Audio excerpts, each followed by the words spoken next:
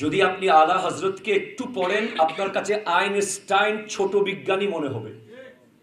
যদি আপনি আলা হজরতকে একটু স্টাডি করেন আপনার কাছে Nicolas Copernicus, Ptolemy, Plato, Aristotle, যাদেরকে নিয়ে আমাদের ইউনিভার্সিটির ছাত্ররা প্রাউড করে বক্তব্য রাখে, যাদের রেফারেন্স দিতে পারলে নিজেকে অনেক জ্ঞানী মনে করে, বিশ্বাস করেন আলা হজরত ইমাম আহমদ রেজা খান ফাজিলে বেরলভী রহমতুল্লাহ আলাইকে যদি আমরা স্টাডি করি, ওনার যে কিতাবগুলো, উনি আল্ট্রাসাউন্ডের উপরে কিতাব লিখেছেন, উনি সয়েল সায়েন্স, ওয়াটার সায়েন্স, এমন কোনো বিজ্ঞানের জায়গা নাই, সৌরজগৎ নিয়ে পর্যন্ত যিনি কিতাব লিখেছেন।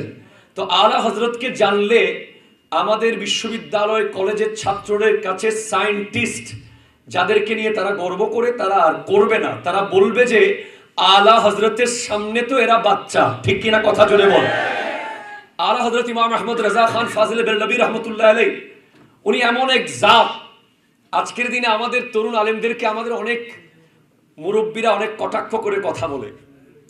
অনেক সময় আমরা দেখেছি এতটুকু আলেম, এত বড় আলেম, এই সাইজের আলেম, কিন্তু আলা হজরত ইমাম আহমদ রেজা খান ফাজিলে বেরলভী রহমতুল্লাহ আলাই 6 বছর বয়সে ঈদে মিলাদুন নবীর উপরে 3 ঘন্টা বক্তব্য রেখেছেন। যিনি 8 বছর বয়সে হিদায়াতুন নাহুর হাসিয়া লিখেছেন, যিনি 13 বছর 40 দিন বয়সে ফতোয়া দিয়েছেন, যিনি এমন এক জাত, তার শুধু ইশকের একটা মিনিট আমি বলবো। তিনি যখন হজ করতে গিয়েছেন, শেষ তাওয়াফ শেষ করে উনি ডাক দিয়েছেন, হাজিও आओ शहनशाह का रौजा देखो, काबा तो देख चुके हो, अब काबे का काबा देखो।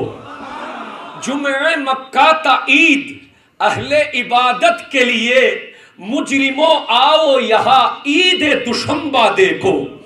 এরপর উনি বলছেন, এমন প্রেম ওনার জাহির হচ্ছিল মক্কার কাবাগরের সেহেনের সামনে, যেন কাবা কথা বলছে ওনার সাথে।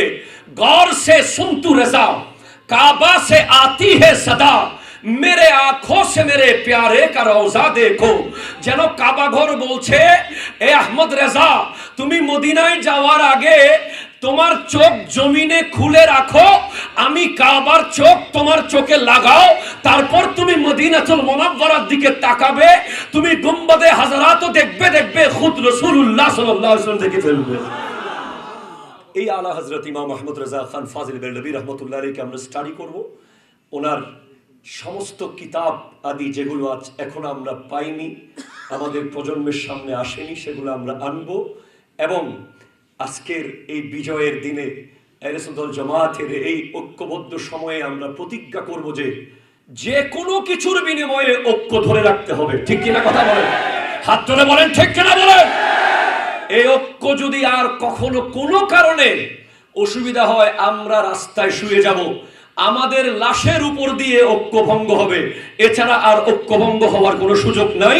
যে কোনো কিছুর বিনিময়ে ইনশাআল্লাহ আহলে সুন্নাত ওয়াল জামাত গোটা বাংলাদেশের আকাইদে আহলে সুন্নাতের লিড দেবে, সারা বাংলাদেশ ব্যাপী আমার নবীর প্রেম ছড়িয়ে দেবে। আসসালামু আলাইকুম ওয়া রাহমাতুল্লাহি ওয়া বারাকাতুহু।